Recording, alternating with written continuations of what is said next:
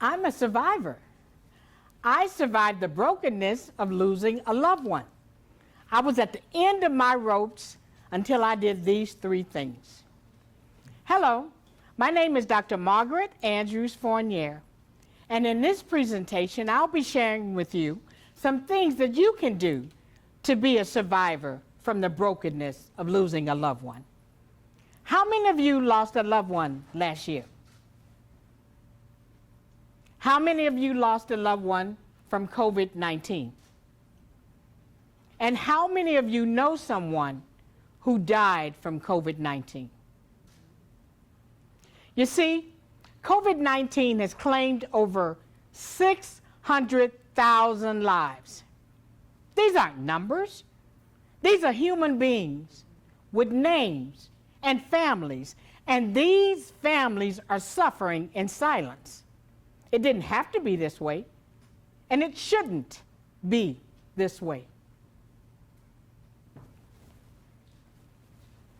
My name is Lieutenant Colonel Margaret Fournier. I served 27 years in the Army Nurse Corps. I watched soldiers die in their hospital beds from wounds they received from an IED, an improvised explosive device. My friends were gunned down at Fort Hood, Texas, by Major Nadal Hussein. He shot them point blank. These soldiers were in processing to go to war. It didn't have to be that way. It shouldn't be that way. 1962, I'm 6 years old. My father's a sharecropper, my mom a housemaker, and together they raised 14 children. So you know, they did more than sharecropper with 14 children. I'm just saying. Okay, so we lived in this house that had a wood stove, and the stove had a pipe that went into the wall. So one day the pipe fell to the floor. There was ashes everywhere.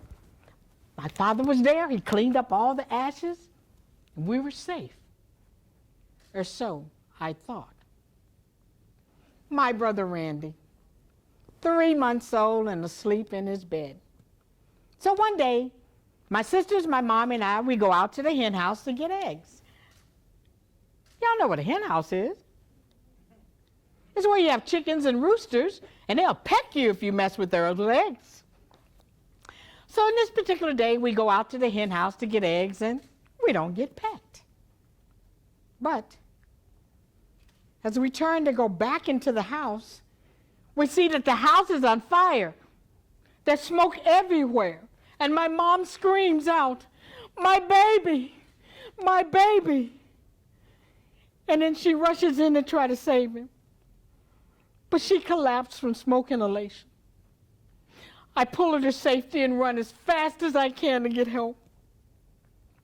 When I return, I see my father and the neighbors, and they're watching our house burn. We had a truck that was parked right next to the house, and the truck caught fire, and the horn caught fire, and I can still hear the sirens. Man down! Man down!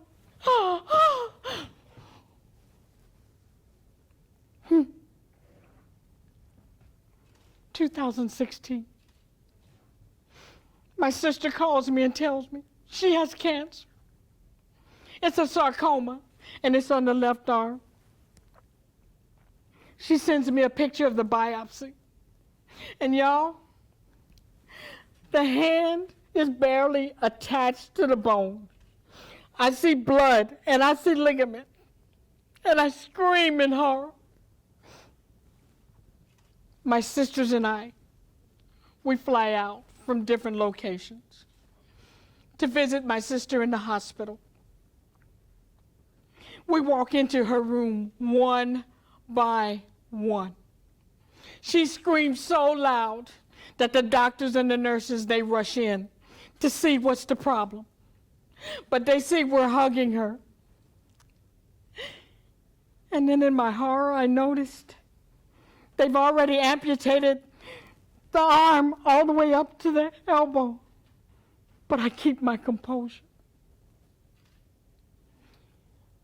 Then her doctor walks in and says, she can go home tomorrow. So we hug her and say, we'll be back tomorrow to help you pack your things. So the next day we're in a room and we're packing all of her things. And then her surgeon walks in and says, Dr. Fournier, come with me. So we walk down the hall, and then he tells me the cancer is spread, and it's spread all the way up to the shoulder, and we must amputate tonight.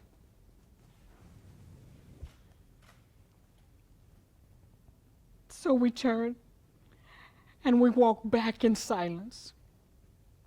And as we enter my sister's room, she sees the horror on my face, and she screams, sis, what's the matter?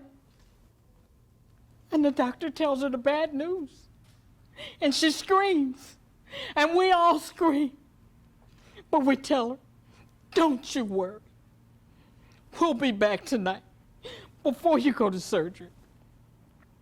But y'all, before we can even get back to the hospital, we receive a call from the hospital that says she died.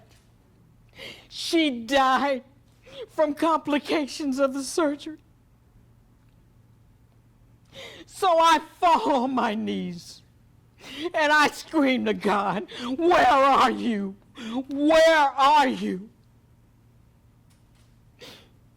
Then I hear a voice says, rise up, my child. Be of good courage, for I never left you. In order for you to heal, you must do these 3 things. Number 1, grieve. Grieve as much as you can. And then you celebrate all the good times you had with her. Number 2, get professional help. And number 3, get up, get going, do something. And so I get up. And today, I'm the co-host of Sean Fair Consulting Group. I am the host of 2 TV shows. I'm an author of 4 publications. And I stand here, a speaker at this conference. And so I say to all of you, in order for you to heal, you must do these 3 things.